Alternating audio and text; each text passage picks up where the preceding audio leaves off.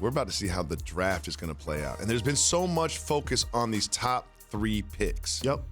Orlando, OKC, Houston. The common consensus right now, it goes Jabari, Chet, Paolo. But which one of these teams needs the most impact from one of those 3 players? So this is something I'll say on J&J that I'm not going to say tonight at the draft.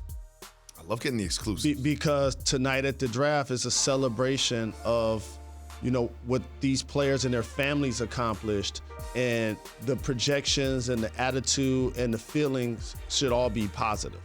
But what I will say is this class is going to have to show me a player that's going to be an all-time great. Like I've been doing this a long time, and I've gotten drafted. Like, there are some really good players in this draft, but it ain't that guy like a LeBron, Tim Duncan, Shaquille O'Neal. Like, those guys are like... Well, those guys don't come around every year. But the point I'm trying to make is, like, that's what you hope you're getting when you talk about the number 1 pick. Mm-hmm.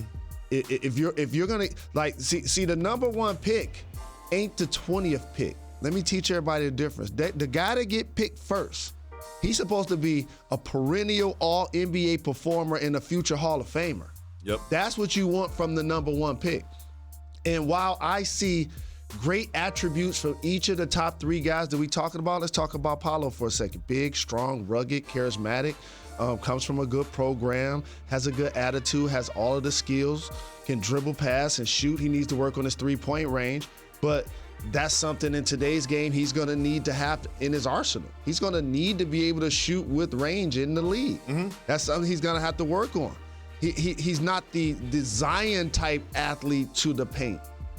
You see what I'm saying? So again, and by the way, like Zion, really good passer for his size, right?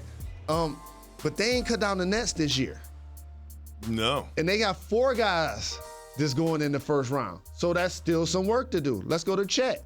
Love Chet. I would say of the people in this draft that have superstar potential, I would point the finger towards Chet. You say potential because you gamble a lot, right? Mm-hmm. And in your mind, you don't want to hit the double. You want to try to go for the home run. And Chet is a 7-footer, block 3.7 shots per game, can go between the legs, behind the back. I've been following him for a long time. I remember he played against Imani Bates in high school. Like, I've been following him for a while. Like, but you can't ignore that skeleton frame. You can't ignore that, mm-hmm. right? And a player like a Porzingis, for example, kind of comes to mind. How he ended up getting bigger, just stronger. like that. Yeah, he looked just like that. That's why I believe in Chet's body transformation. Oh, okay, so say he becomes Porzingis. What does that mean for you?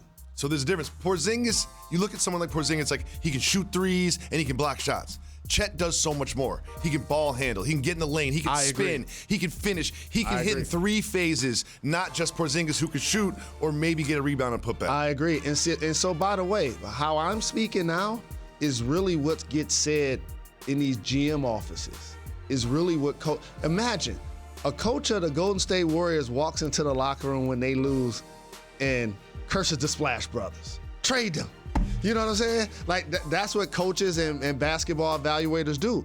And so, like, but you still ain't, is there a KO knockout prospect? Let's talk about Jabari for a second. I love his game too. Mm-hmm. Like a stretch 4, maybe a small ball 5, can play D, can block shots. The jump shot, play on the ball. Just so 40% beautiful. Shooter, play for Bruce Pearl.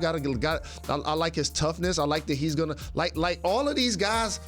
Like these are stocks. These are like farming. Like you're planting seeds, and all of these guys. I like how you talk about J&J the way you won't tonight. So if you were a GM, you had the number 1 pick.